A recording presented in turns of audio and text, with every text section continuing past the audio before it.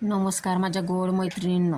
बघा तर आजचं वातावरण किती छान आहे. पावसासारखं वातावरण आहे. थोडं थोडं पाऊस चालू झालेला आहे. मी तुम्हाला आज गिलक्यांच्या भज्यांची रेसिपी दाखवणार आहे.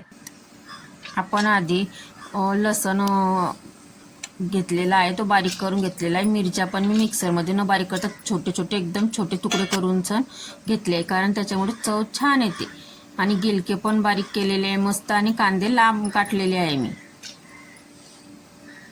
तुम्हाला जर वाटलं तर ते तुम्ही एकदम बारीक पण करू शकता, पण मला लांब कांद्यांचेच भजे आवडतात. गिलकं पण मी केव्हा केव्हा यूज करते, आणि त्याच्यामध्ये शोप पण टाका, कारण चवीला खूप छान लागते भज्यांमध्ये शोप. त्याच्यानंतर गरम मसाला, थोडासा धन्यांचा कूट आणि हळद पावडर.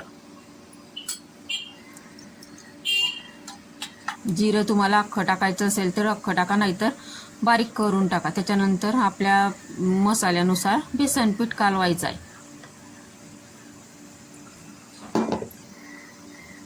चवीनुसार मीठ टाकून द्या त्याच्यामध्ये. आता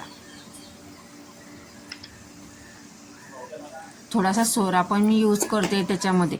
सोडा जर नाही यूज केला तरी चालतो, आणि केलाही तरी चालतो थोडासा. त्याच्यानंतर सर्व मिश्रण एकदम मस्त मिक्स करून घ्यायचं. त्याच्यानंतर पाणी टाकून द्यायचं. पाणी तेही आपल्याला आवश्यकतेनुसार टाकायचं. एकदम पातळ पण नाही मिश्रण, आणि एकदम घट्ट पण नाही.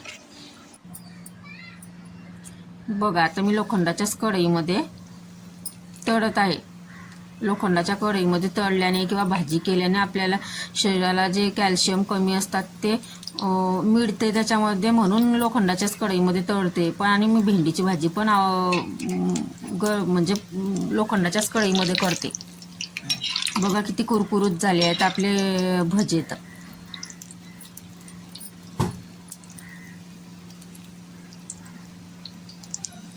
कशी वाटताय तुम्हाला, प्लीज नक्की कमेंटमध्ये सांगा बरं मला.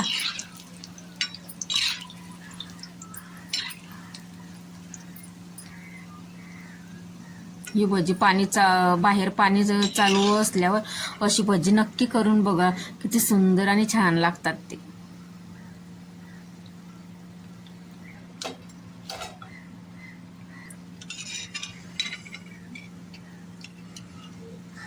माझ्या चॅनलवर पहिल्यांदा जर आले असाल तर प्लीज लाईक करा, कमेंट करा आणि सबस्क्राईब पण करा. आणि जर तुम्हाला आवडले असतील तर तुमच्या मुली किंवा कोणी पहिल्यांदा करत असेल तर माझी रेसिपी नक्की त्यांना शेअर करा. बघा किती कुरकुरीत झाले आणि छान झाले.